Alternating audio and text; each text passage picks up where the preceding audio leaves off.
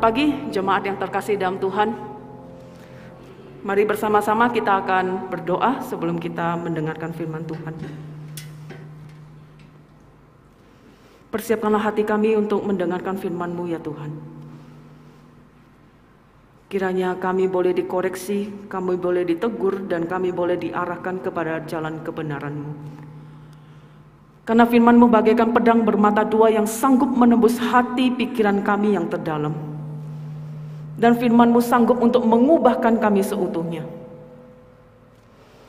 Dan kiranya kasih karunia Tuhan boleh menopang kami, memberikan kami kemampuan, kesanggupan, dan di dalam anugerah itu kami boleh melakukan firman Tuhan ini di dalam hidup kami. Tolong hamba-Mu juga yang akan menyampaikan. Bersabdalah kepada kami Tuhan, hati kami siap untuk mendengarkan. Hanya di dalam nama Tuhan Yesus kami mengucap syukur dan berdoa. Amin.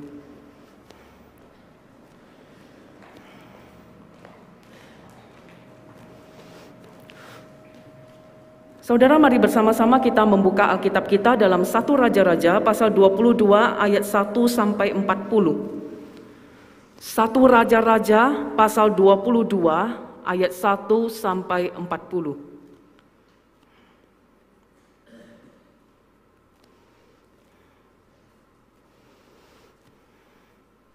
Satu Raja-Raja pasal 22 ayat 1 sampai 40. Jika sudah mendapatkan, saya akan membacakan untuk kita semua. Tidak semua ayat akan dibacakan, saya akan membacakan. Silakan Bapak Ibu mengikutinya. 1 Raja-Raja pasal 22 ayat 1 sampai 40. Ahab memerangi Ramot Gilead, nabi Tuhan berhadapan dengan nabi-nabi palsu. 3 tahun lamanya orang tinggal aman dengan tidak ada perang antara Aram dan Israel. Pada tahun yang ketiga, pergilah Yosafat Raja Yehuda kepada Raja Israel. Berkatalah Raja Israel kepada pegawai-pegawainya, tahukah kamu bahwa Ramot Gilead sebenarnya milik kita, tetapi kita tinggal diam saja dan tidak merebutnya dari tangan Raja negeri Aram. Lalu katanya kepada Yosafat, maukah engkau pergi bersama-sama aku untuk memerangi Ramot Gilead? Jawab Yosafat kepada Raja Israel, kita sama-sama, aku dan engkau, rakyatku dan rakyatmu, kudaku dan kudamu. Tapi Yosafat berkata kepada Raja Israel, baiklah, tanyakan dahulu firman Tuhan. Lalu Raja Israel mengumpulkan para nabi kira-kira 400 orang banyaknya.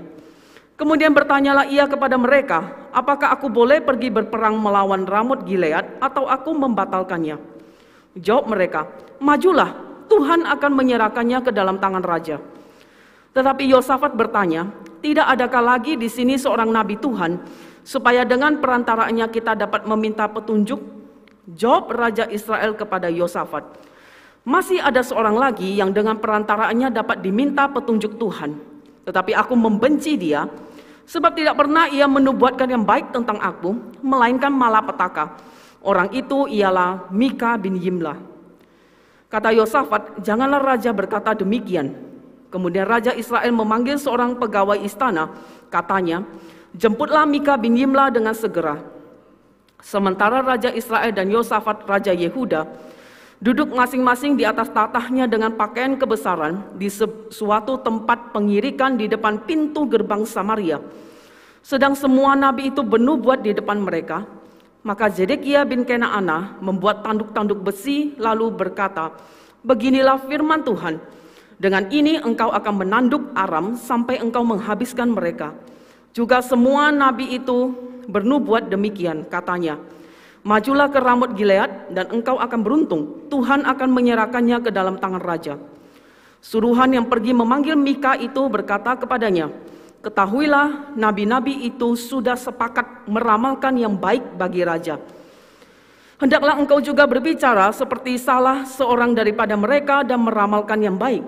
Tetapi Mika menjawab, demi Tuhan yang hidup, sesungguhnya apa yang akan difirmankan Tuhan kepadaku, itulah yang akan kukatakan. Ayat ke-18.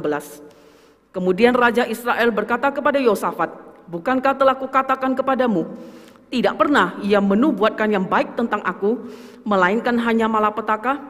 Ayat ke-23. Karena itu, sesungguhnya Tuhan telah menaruh roh dusta ke dalam mulut semua nabimu ini, Sebab Tuhan telah menetapkan untuk menimpakan malapetaka kepadamu. Sesudah itu tampillah Zedekia bin Kenaana, ditamparnyalah pipi Mika, serta berkata, mana boleh roh Tuhan pindah daripadaku untuk berbicara kepadamu. Ayat ke-26, berkatalah Raja Israel, tangkaplah Mika, bawa dia kembali kepada Amon, penguasa kota, dan kepada Yoas anak raja, dan katakan, beginilah titah raja, masukkan orang ini dalam penjara, dan beri dia makan roti dan minum air serba sedikit, sampai aku pulang dengan selamat. Tetapi jawab Mika, jika benar-benar engkau pulang dengan selamat, tentulah Tuhan tidak berfirman dengan perantaraanku. Lalu disambungnya, dengarlah hai bangsa-bangsa sekalian. Sesudah itu, majulah Raja Israel dengan Yosafat, Raja Yehuda, ke Ramot Gilead. Ayat 34 sampai 38. Tetapi seseorang menarik panahnya dan menembak dengan sembarangan saja, dan mengenai Raja Israel di antara sambungan baju jiranya. Kemudian dia berkata kepada pengemudi keretanya, putar, bawa aku keluar dari pertempuran, sebab aku sudah luka. Tetapi pertempuran itu bertambah seru pada hari itu, dan raja tetap ditopang berdiri di dalam kereta berhadapan dengan orang Aram itu, sampai ia mati pada waktu petang. Darahnya mengalir dari lukanya ke dalam palung kereta. Kira-kira pada waktu matahari terbenam, terdengarlah teriakan di sepanjang barisan tentara itu, masing-masing ke kotanya, masing-masing ke negerinya, raja sudah mati. Maka pulanglah mereka ke Samaria. Lalu mereka menguburkan raja di Samaria. Ketika kereta itu dicuci di tepi telaga Samaria, maka darah raja dijilat anjing, sedang perempuan-perempuan sundal mati di tempat itu, sesuai dengan firman Tuhan yang telah diucapkannya. Saudara, ada seorang yang bernama Yo Jo-un. Dia adalah seorang artis Korea. Dia adalah seorang artis Korea yang ditemukan meninggal pada usia 27 tahun. Yo Jo-un meninggal pada tanggal 29 Agustus tahun 2022, tepatnya 6 hari yang lalu. Barusan meninggalnya ya. Yo Jo-un ditemukan meninggal itu karena bunuh diri. Dalam akun Instagram yang ditulis oleh kakaknya, dia mengatakan bahwa adiknya itu tidak ingin hidup. Dia menceritakan bahwa Yo Jo-un ini sudah memikirkan tindakannya sejak lama. Dia mengatakan bahwa adiknya itu menjalani hidup dengan berat, terutama ketika berada di dalam dunia akting dan ketika dia menjadi seorang artis. Dia mengaku bahwa adiknya itu merasa putus asa dan mengalami gangguan depresi berat. Saudara, saya menggarisbawahi satu kalimat yang diucapkan oleh kakaknya di dalam akun Instagram itu, yaitu sudah memikirkan tindakannya sejak lama. Saudara, kalimat ini mengatakan kepada kita bahwa ketika pada saat Yo Jo-un ini memikirkan tindakan bunuh dirinya, itu bukan sesuatu hal yang spontan, bukan sesuatu hal yang instan atau tiba-tiba dia lakukan. Jadi bukan berarti dia merasa depresi, merasa hidupnya susah, merasa hidupnya berat, lalu kemudian dia merasa ingin mengakhiri hidupnya, dia bunuh diri, lantas itu terjadi. Tidak, Bapak Ibu. Jadi itu bukan sesuatu hal yang tiba-tiba atau secara spontan dia lakukan, tetapi Yo Jo-un itu memikirkan tindakan bunuh diri ini sudah sejak lama. Artinya, tindakan bunuh diri ini sudah dia rencanakan dan dia pikirkan matang-matang sejak lama. Saudara, seharusnya yang menjadi fokus daripada Yo Jo-un ini itu adalah gangguan depresinya. Seharusnya menjadi sesuatu hal yang penting di dalam hidupnya yang menjadi prioritas itu adalah bagaimana dia itu memulihkan gangguan depresi, menyembuhkan gangguan depresinya. Tetapi itu tidak dia lakukan. Dia mengabaikan gangguan depresi itu, tetapi malah dia berfokus memikirkan tindakan bunuh diri itu. Mengabaikan gangguan depresi yang seharusnya menjadi sesuatu hal yang penting, itu berujung kepada bunuh diri, sesuatu yang fatal. Mengabaikan sesuatu hal yang penting, itu akibatnya fatal. Saudara, di dalam kehidupan kita sebagai seorang Kristen pun demikian. Kalau kita mengabaikan sesuatu hal yang penting, sesuatu hal yang merupakan prioritas, itu akibatnya fatal. Seringkali kita mengabaikan Tuhan, mengabaikan firman Tuhan, itu hal yang terpenting, hal yang prioritas di dalam kehidupan kita sebagai seorang Kristen.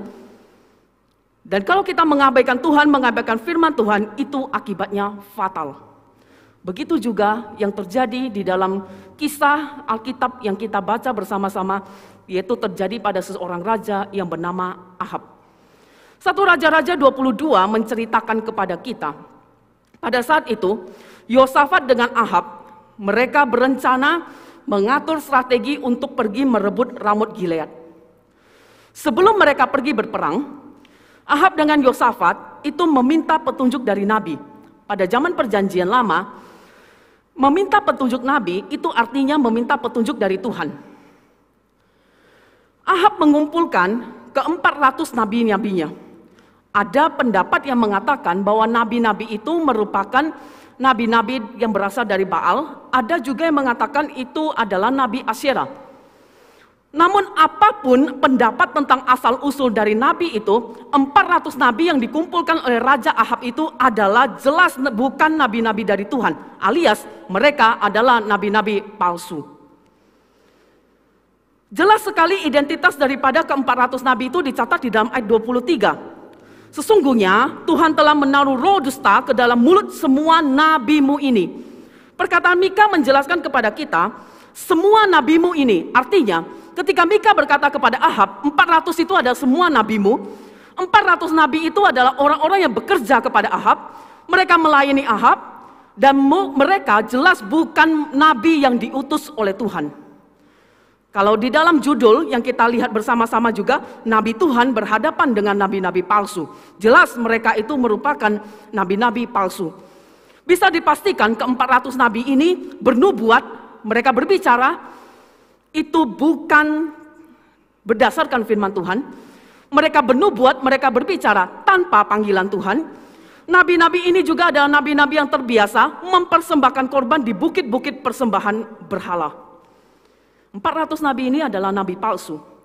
Sesudah Ahab memanggil mereka, Ahab bertanya kepada mereka.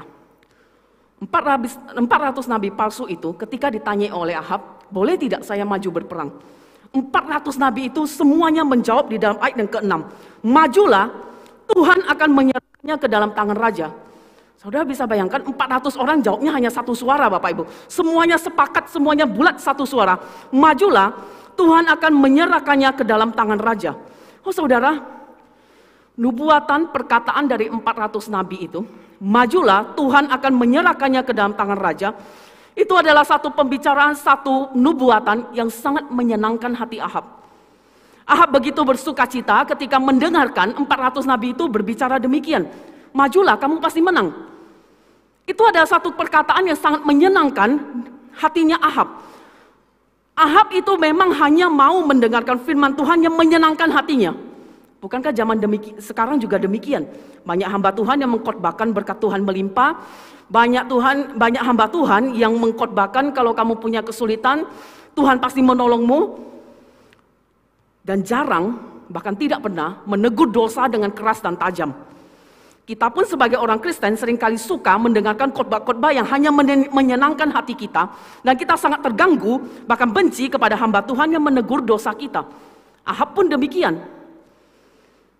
Ketika pada saat Ahab mendengarkan perintah itu, mendengarkan nubuatan dari ke-400 nabi, Yosafat juga mendengarkan itu. Kemudian Yosafat bertanya kepada Ahab, tidak adakah satu orang lagi yang bisa kita minta petunjuk?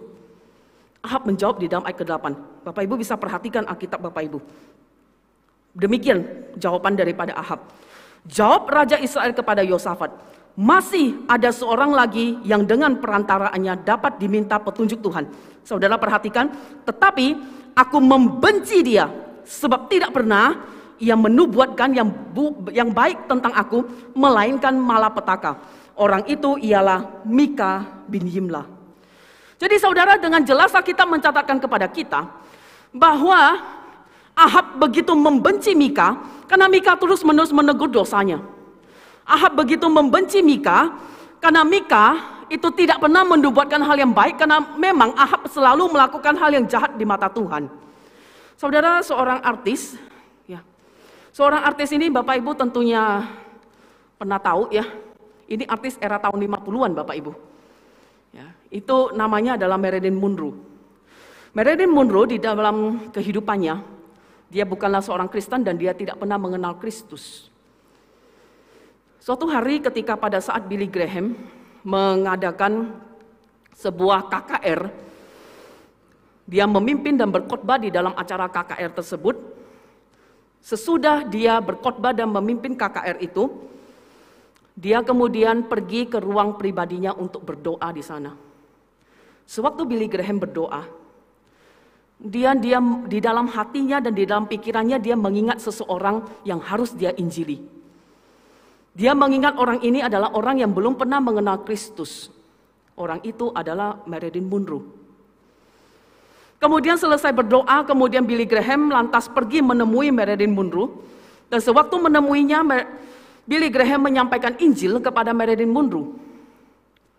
Dia menceritakan bagaimana Yesus begitu mengasihi dia, Yesus ingin mengampuni dosanya, Yesus mati dan bangkit buat dia. Dan sesudah menyampaikan Injil kepada Marilyn Monroe, Billy Graham bertanya di dalam pengabaran Injil dia kepada Marilyn Monroe dengan satu pertanyaan. Maukah engkau menerima Yesus sebagai Tuhan dan Juru Selamatmu? Marilyn Monroe menjawab dengan satu kalimat, aku tidak butuh Yesusmu. Saudara, ketika pada saat Marilyn Monroe mengatakan hal ini, aku tidak butuh Yesusmu. Dia mengatakan aku tidak suka, aku benci kepada Injil, aku tidak butuh kepada firman Tuhan yang kamu sampaikan. Bukankah Ahab juga demikian? Ahab dan Marilyn Monroe adalah orang-orang yang tidak suka kepada firman Tuhan. Mereka adalah orang-orang yang benci kepada firman Tuhan.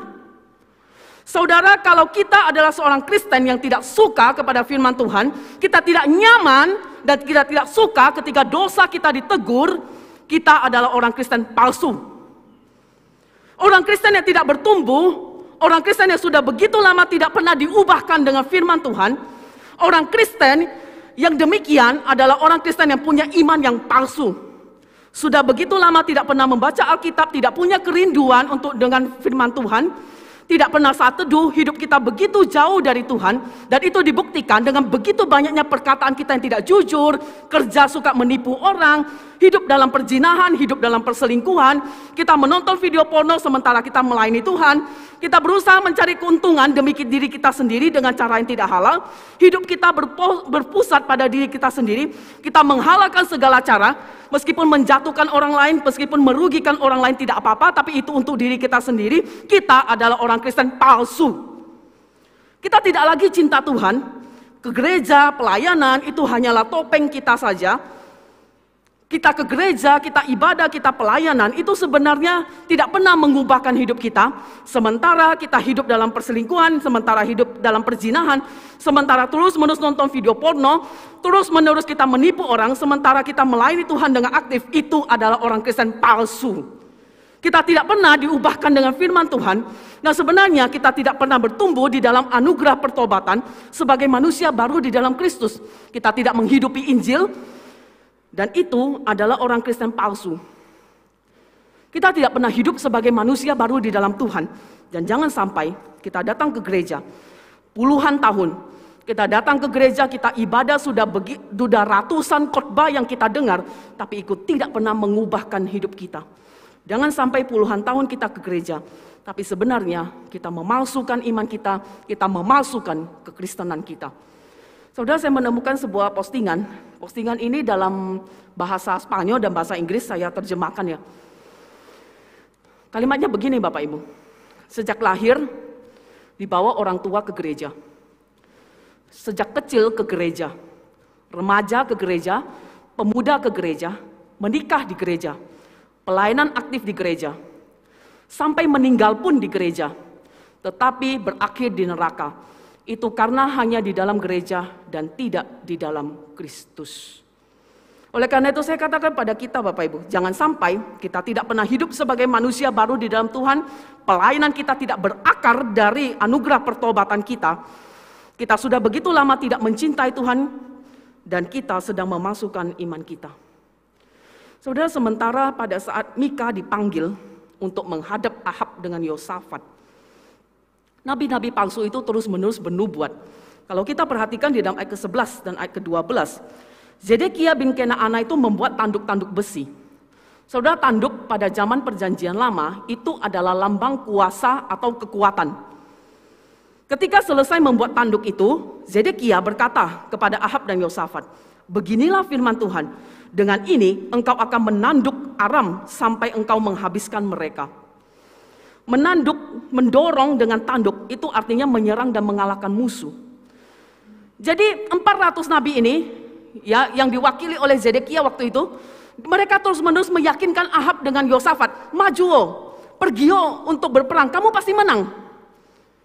Jadi Zedekia itu terus-menerus meyakinkan Ahab dengan Yosafat untuk pergi maju berperang. Dan itu didukung oleh 399 nabi yang lain. Ayat ke-12, semua nabi, 399 nabi yang lain selain Zedekia itu bernubuat demikian. Majulah ke Ramot Gilead dan engkau akan beruntung, Tuhan akan menyerahkannya ke dalam tangan raja. Jadi mereka berusaha untuk meyakinkan Ahab dengan Yosafat bahwa apa yang mereka sampaikan itu pasti akan terjadi. Mereka berusaha meyakinkan Ahab dengan Yosafat untuk pergi maju berperang. Mereka pasti akan menang. Saudara, Ahab semakin suka mendengarkan nubuatan itu, karena itu menyenangkan hatinya. Dan mereka, meskipun nubuatan itu adalah nubuatan yang tidak berasal daripada firman Tuhan, sementara itu mereka terus-menerus bernubuat. Pegawai yang disuruh untuk pergi memanggil Mika, ketika bertemu dengan Mika, ayat ke-13 mencatatkan kepada kita, suruhan yang pergi memanggil Mika itu berkata kepadanya, ketahuilah, nabi-nabi itu sudah sepakat meramalkan yang baik bagi raja. Hendaklah engkau juga berbicara seperti salah seorang daripada mereka dan meramalkan yang baik. Saudara perhatikan satu kata yang muncul di dalam ayat ke-13, yaitu kata sepakat. Saudara, kata sepakat yang dipakai di dalam ayat ke-13 itu artinya mereka itu melakukan semuanya itu dengan unsur kesengajaan.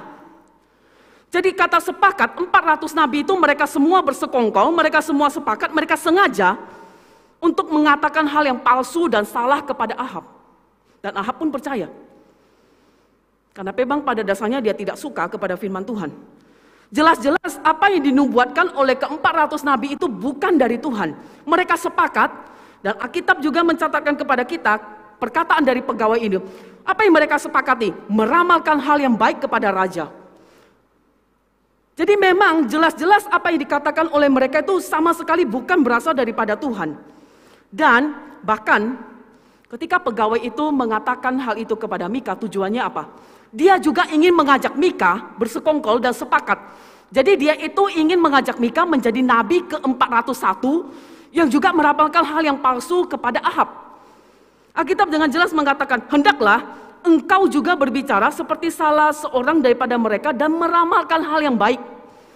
Artinya memang pegawai itu mengajak Mika untuk meramalkan hal yang baik, untuk mengatakan kebohongan, untuk mengatakan kepalsuan juga kepada Ahab. Tetapi Mika, dia berdiri teguh di atas dasar kebenaran firman Tuhan, dan dia mengatakan di dalam ayat ke-14, demi Tuhan yang hidup, sesungguhnya apa yang difirmankan Tuhan kepadaku, itulah yang akan kukatakan. Jadi Mika berdiri di atas dasar kebenaran firman Tuhan. Dia tidak takut menghadapi 400 nabi itu. Dia tidak takut kepada Ahab dan Yosafat. Tapi dia tetap memberitakan firman Tuhan. Sesudah dia dibawa menghadap Ahab dan Yosafat, Alkitab menceritakan kepada kita bahwa dia menyampaikan nubuatan tentang kematian daripada Ahab kalau dia maju perang. Ahab tidak percaya. Bahkan apa yang dia lakukan? Dia benci kepada Mika. Karena kesetiaan Mika memberitakan firman Tuhan. Ayat ke-18 mengatakan kepada kita, sesudah mendengarkan perkataan Mika tentang kematian daripada Ahab, ayat ke-18 Ahab berkata kepada Yosafat, bukankah telah kukatakan kepadamu, tidak pernah ia menubuatkan yang baik tentang aku, melainkan hanya malapetaka? Sebelum kisah 1 Raja-Raja 22, Mika itu sudah menyampaikan nubuatan tentang penghukuman dan kematian Ahab di dalam 1 Raja-Raja pasal 20 ayat 35 sampai 43. Oleh karena itu begitu bencinya Ahab kepada Mika. Dan konsekuensi yang diterima oleh Mika ketika dia menyampaikan kebenaran firman Tuhan, Ahab menerima 3 konsekuensi. Ayat 23 sampai 27 mencatat 3 konsekuensi itu. Yang pertama, Mika mendapatkan tamparan dari Zedekia. Bukan hanya dia ditampar oleh Zedekia, salah satu dari 400 nabi palsu itu. Yang kedua, konsekuensi yang kedua yang diterima oleh Mika, dia dimasukkan ke dalam penjara oleh Ahab. Selain menerima tamparan, selain dimasukkan dalam penjara, konsekuensi ketiga yang diterima oleh Mika selama berada dalam penjara, dia hanya diberi makan dan minum yang serba sedikit. Saudara, 3 konsekuensi itu diterima oleh Mika, namun dia tetap berdiri teguh di atas firman Tuhan yang dia pegang. Mika meskipun disuruh bernubuat palsu, tetapi Mika menolak dan dia hanya mau memberitakan firman Tuhan. Mika hanya seorang diri, nabi palsu itu 400 orang, tetapi Mika tetap teguh berdiri dan dia tidak takut untuk memberitakan kebenaran itu. Dan Ahab sama sekali tidak percaya kepada nubuatan daripada Mika. Oleh karena itu ketika selesai dia menyuruh untuk memasukkan Mika di dalam penjara dan memberi makanan dan minuman yang serba sedikit kepada Mika, di dalam ayat ke-27 dia mengatakan, dan katakan beginilah titah raja, masukkan orang ini dalam penjara dan beri dia makan roti dan minum air serba sedikit, sampai aku pulang dengan selamat.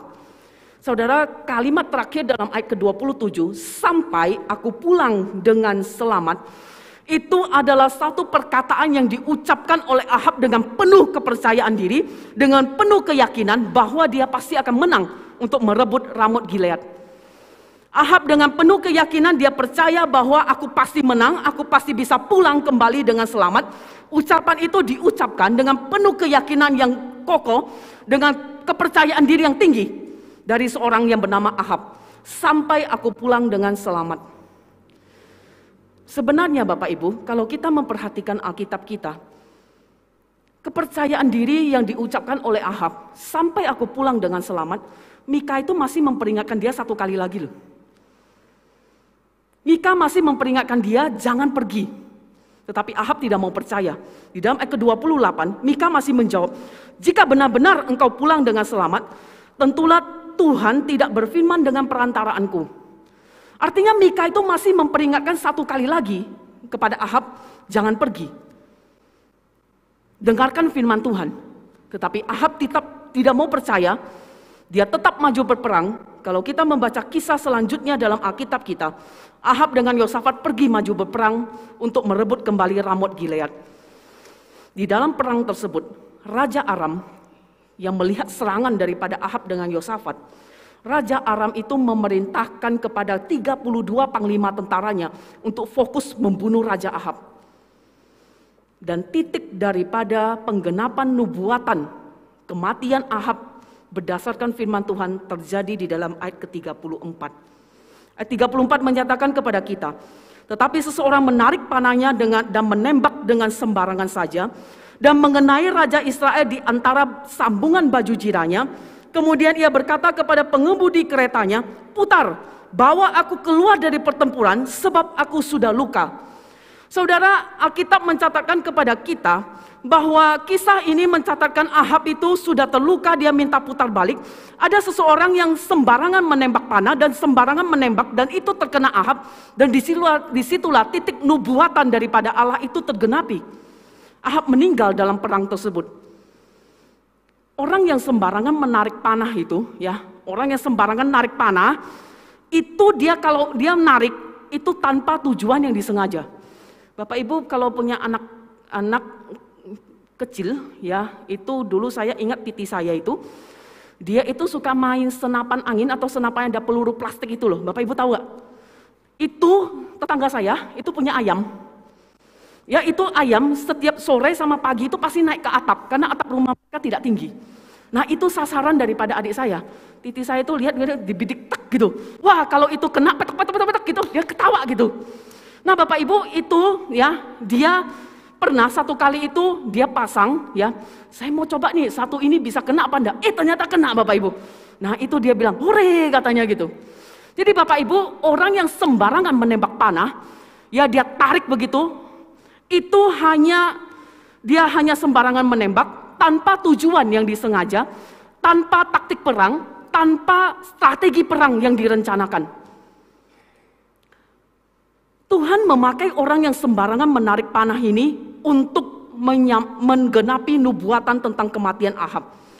Meskipun orang tersebut sembarangan menarik panah, tetapi Tuhan tidak pernah sembarangan memakai orang yang sembarangan menarik panah untuk menyampaikan nubuatannya.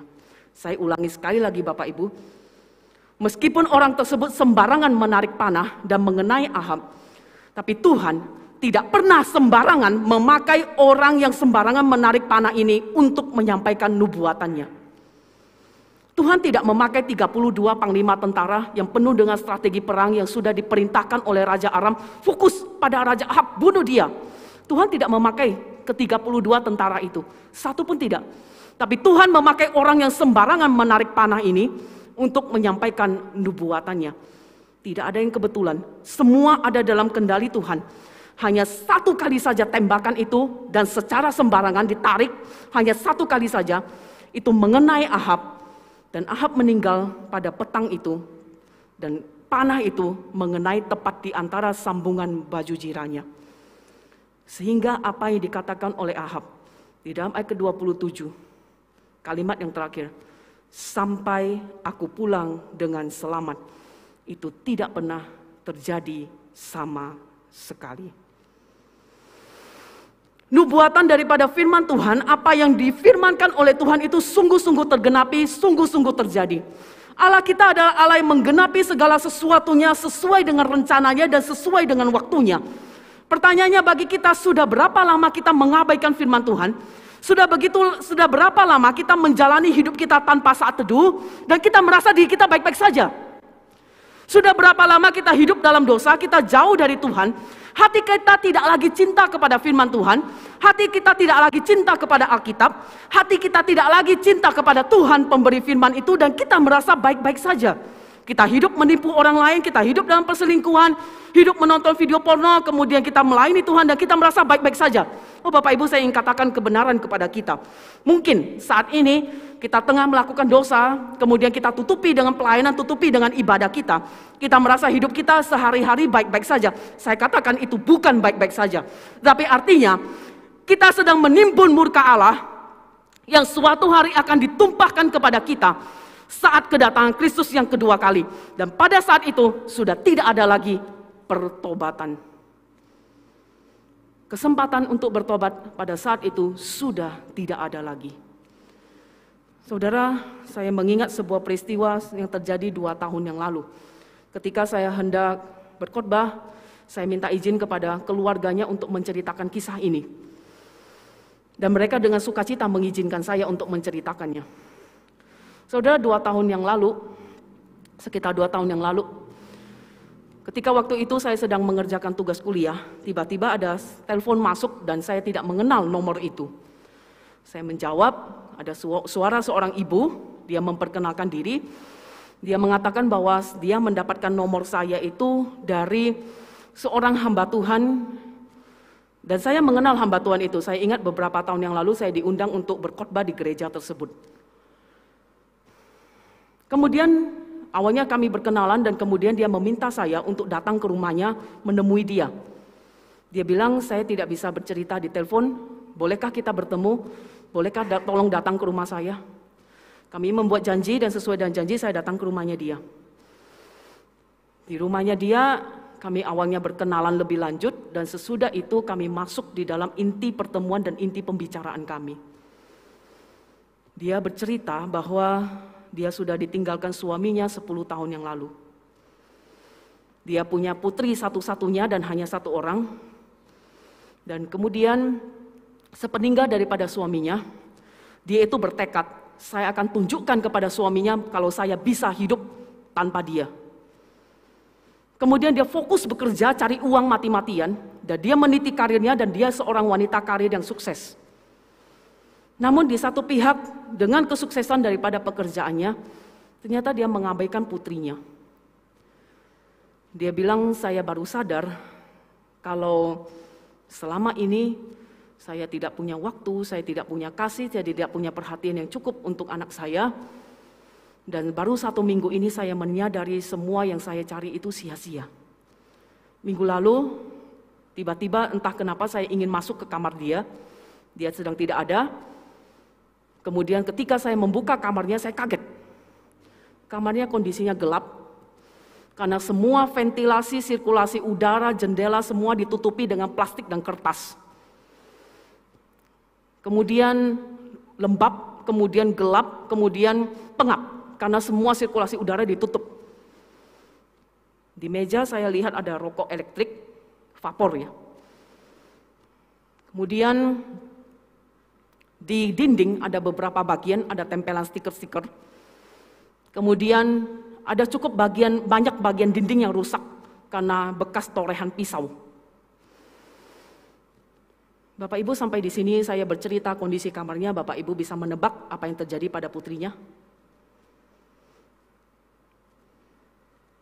Seketika waktu itu saya merasakan bagaimana kesesakan, bagaimana kepahitan hidup, bagaimana kesulitan yang dialami oleh ibu ini. Kemudian dia berkata, ayo Lause, kalau saya ajak lihat kamar anak saya. Kami pun pergi ke kamar anaknya, dan apa yang saya lihat itu tepat sesuai dengan gambaran ibunya itu, tepat. Kami kembali ke ruang tamu, kami berbicara sebentar, tidak lama putrinya pulang.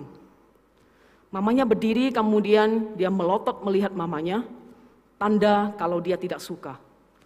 Mamanya memperkenalkan saya kepada putrinya itu. Anaknya itu menatap saya dan kemudian dia hanya mengeluarkan satu kata, "Hei."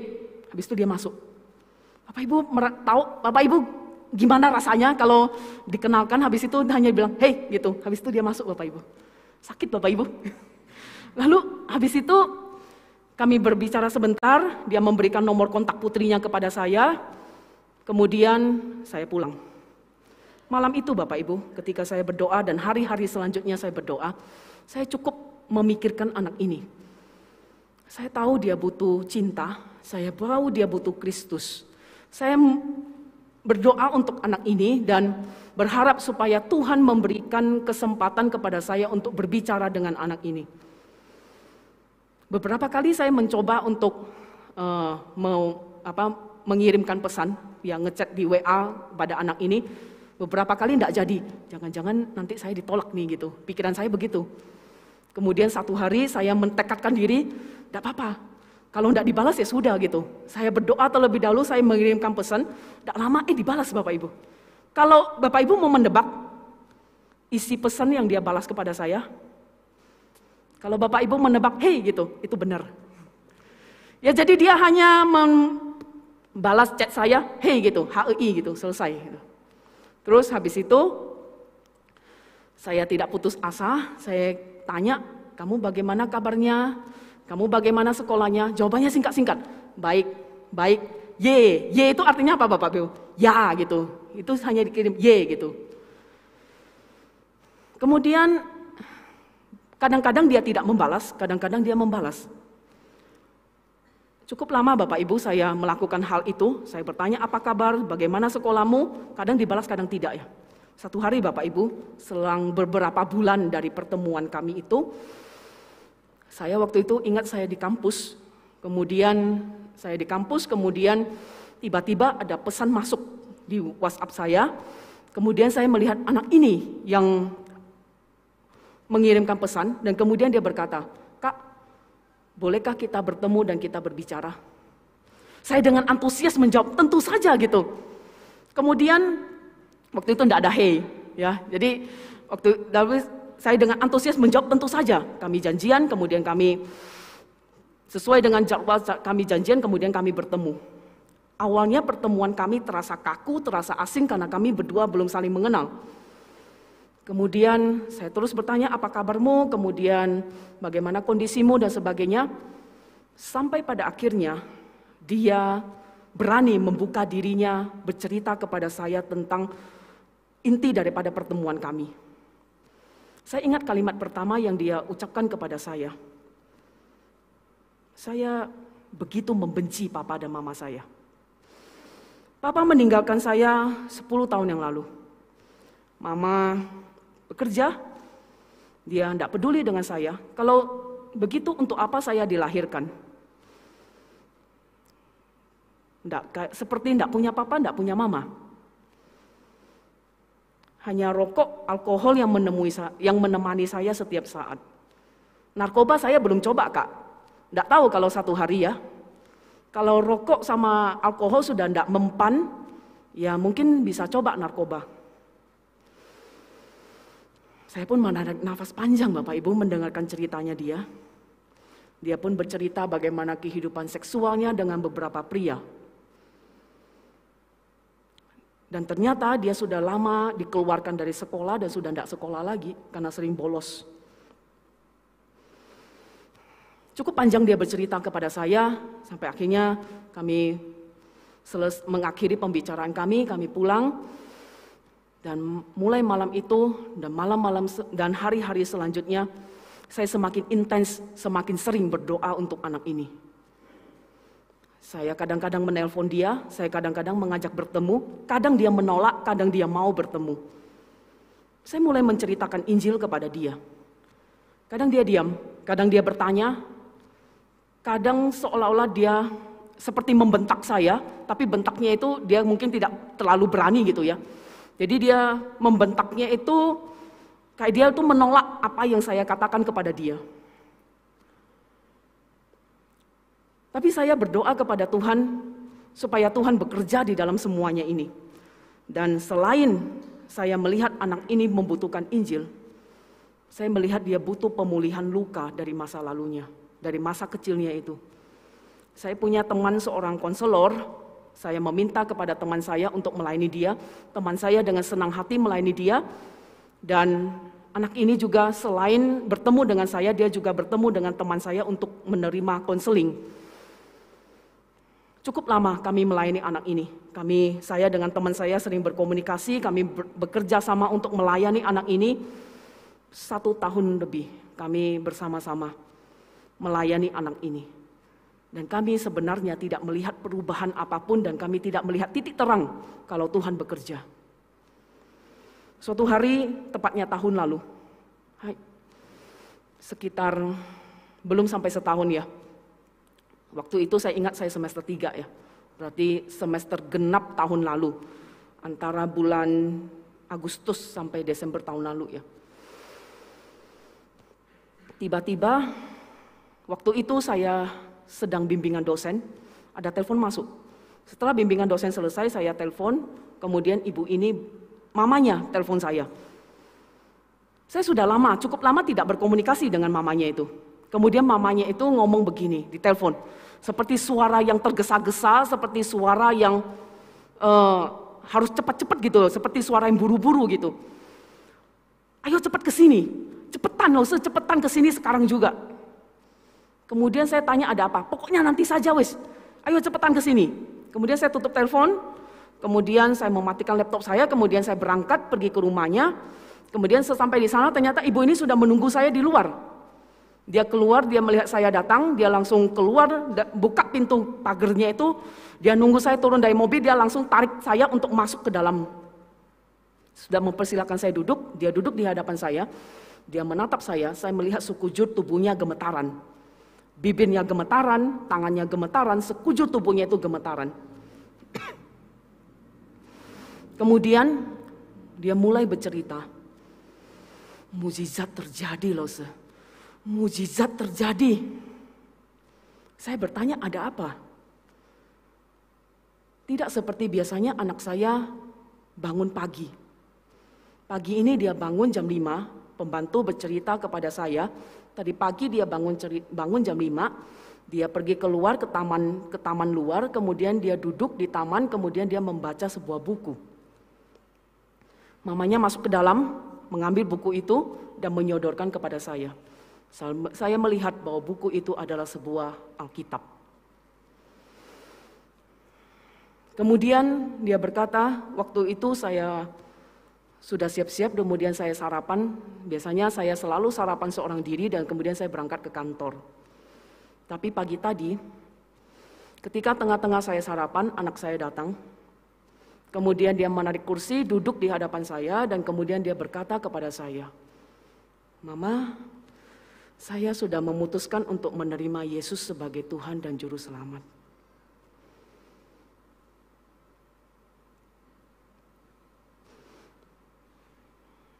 Selama ini, saya sangat membencimu. Tetapi, saya sudah memutuskan untuk menerima Yesus sebagai Tuhan dan Juru Selamat, saya ingin katakan kepadamu, Mama, aku mengampunimu dan aku mengasihimu. Kemudian dia berdiri dan kemudian dia pergi.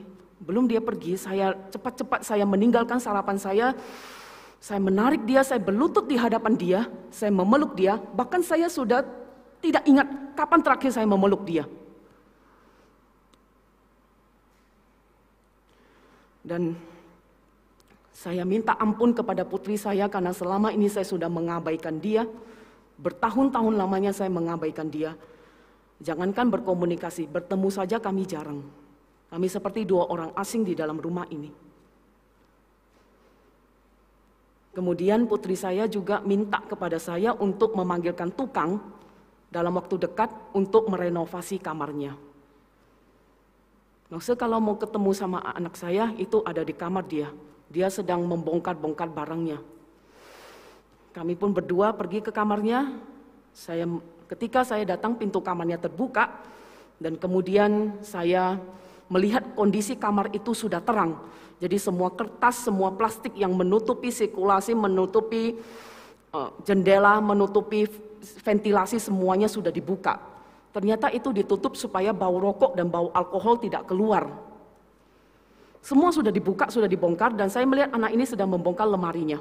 Ada sebuah dus besar di situ, baju-baju, kemudian rokok, semua dia masukkan dalam dus. Ketika dia melihat saya datang, dia tersenyum, dan seperti biasanya bilang, "Hey." Tapi hey-nya sekarang sudah beda. "Hey Kak," gitu. Kemudian dia tersenyum kepada saya, dan kemudian dia berkata, "Semua ini mau saya bakar, semua ini mau saya buang." Saya tidak tahan, kemudian saya datang, saya memeluk dia. Saya memeluk mamanya dan kami berdoa bertiga. Kami berbicara sangat lama di kamar itu, dan kami merasakan bagaimana sukacita dari seorang anak yang terhilang dan diselamatkan. Sudah kami ngobrol bertiga.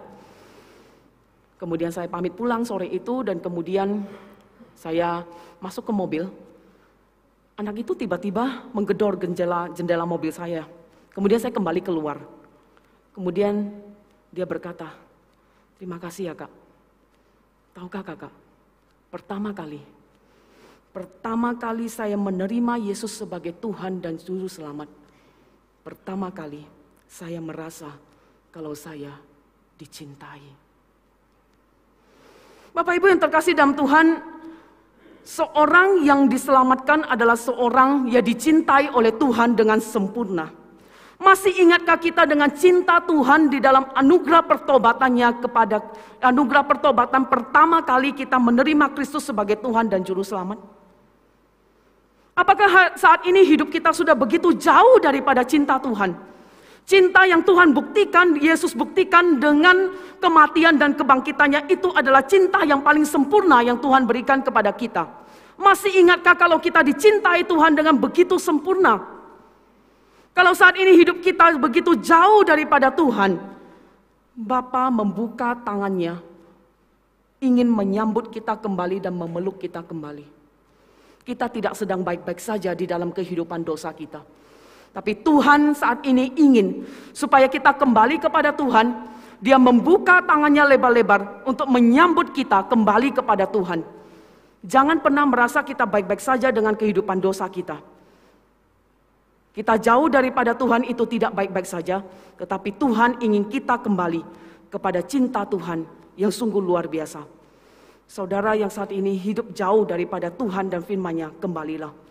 Yang sudah hidup begitu lama jauh daripada Tuhan, jauh daripada cinta Tuhan, Tuhan menginginkan kita kembali. Kita yang saat ini tidak pernah saat teduh, kita yang hidup kita tidak ada damai sejahtera, kembalilah kepada Tuhan. Bapa mencintai kita dan Bapa ingin kita kembali kepadanya. Di dalam pelukan cintanya seumur hidup kita sampai kepada kekekalan. Mari kita berdoa.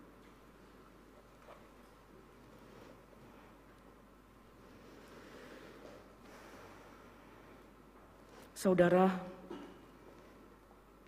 adakah kita saat ini menemukan hidup kita jauh dari Tuhan? Adakah saat ini kita menemukan hidup kita jauh daripada firman Tuhan? Hati kita sebenarnya sudah tidak cinta lagi kepada Alkitab. Hati kita tidak cinta lagi kepada Tuhan. Hati kita tidak cinta lagi kepada firman Tuhan.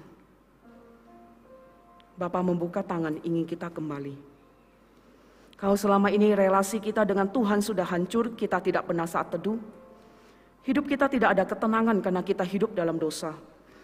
Begitu lama kita mengabaikan firman Tuhan, kembalilah kepada Tuhan.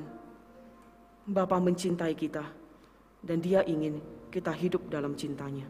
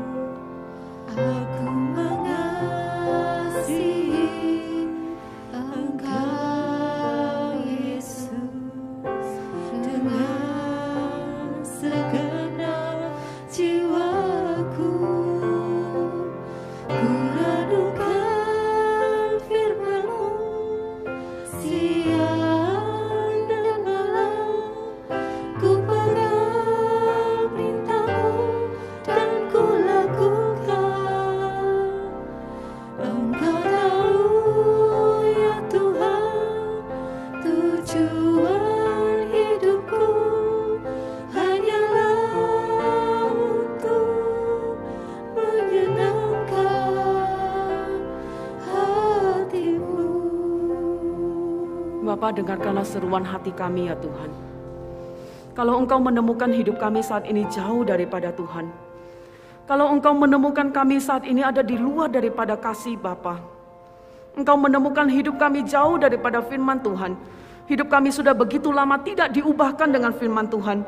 Bapa, kami datang kepada Tuhan dengan hati yang hancur di hadapan Tuhan. Kami datang kepadamu Tuhan, kami meminta pengampunan, dan kami ingin Bapa memeluk kami kembali. Kami lelah dengan kehidupan berdosa kami Tuhan. Kami capek menjalani kehidupan kami. Kami mendapati kami sulit menjalani hidup kami seorang diri. Kami tahu pula Tuhan, sudah lama kami berjalan di dalam kegelapan seorang diri. Kami capek dengan membohongi diri kami sendiri kalau kami baik-baik saja. Kami datang padamu Tuhan dengan hati yang hancur. Kami butuh cintamu Tuhan. Kami butuh Engkau. Kalau relasi kami dengan Tuhan sudah jauh dan kami sudah hancur Tuhan, relasi kami dengan Tuhan sudah hancur. Sudah begitu lama kami tidak rindu saat teduh. Sudah lama kami tidak rindu membaca firman-Mu Tuhan. Kami datang padamu Tuhan dengan hati yang hancur. Tolonglah kami Tuhan, ampuni kami, kasihani kami Tuhan. Kami ingin hidup kami menyenangkan hati-Mu. Kami ingin hidup kami sungguh-sungguh mencintai-Mu. Dengarlah doa kami Tuhan. Di dalam nama Tuhan Yesus, kami mengucap syukur dan berdoa. Amin. Mari bersama-sama kita pujikan pujian ini. Aku mengasihi Engkau Yesus, sebagai komitmen kita. Mengasihi, menyenangkan hati Tuhan seumur hidup kita. Mengasihi Engkau Yesus dengan segenap hatiku. Aku mengasihi Engkau Yesus dengan segenap jiwaku. Ku renungkan firman-Mu siang dan malam. Ku pegang perintah-Mu dan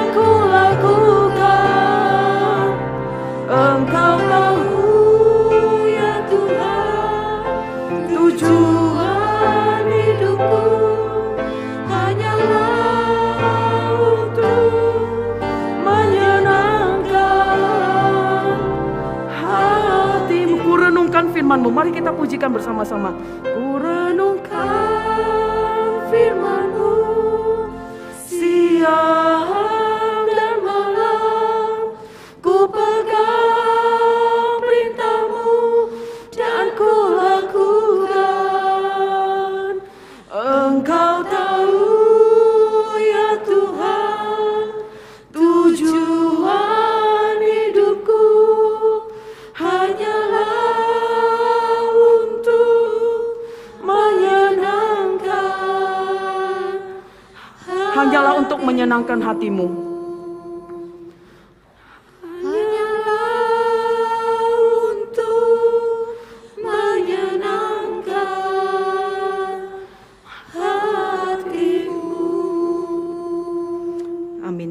Mari bersama-sama kita pulang dari tempat ini dengan komitmen untuk terus-menerus mencintai Tuhan seumur hidup kita. Tuhan Yesus mengasihi kita semua. Tuhan Yesus memberkati.